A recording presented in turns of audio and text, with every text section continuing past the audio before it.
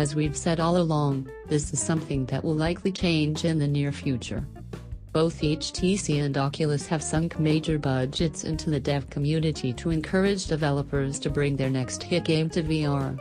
Someday we'll likely have a GoldenEye of VR, or a Final Fantasy VII or a Halo. But right now, we don't. The last important point we'll make here is that all these games, Skyrim, Fallout, Doom, Arizona Sunshine, Sprint Vector, etc., are not exclusive to the HTC Vive Pro. Any and everything we've mentioned here is playable on the original Vive and the Oculus Rift, if at a slightly lower resolution.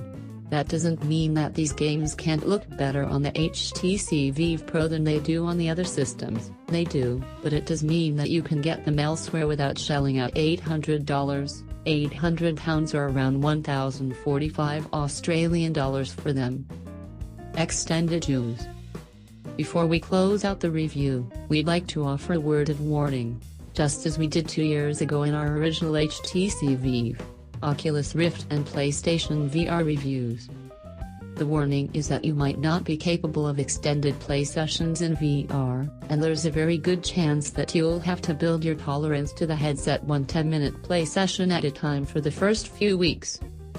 We mention this warning for a few reasons.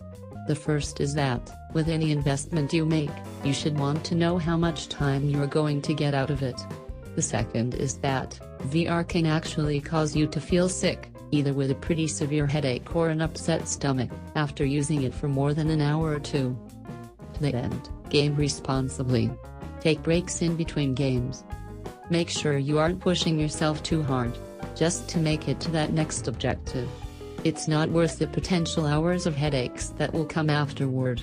VR is similar to every other form of media. Enjoy it in moderation, never excess.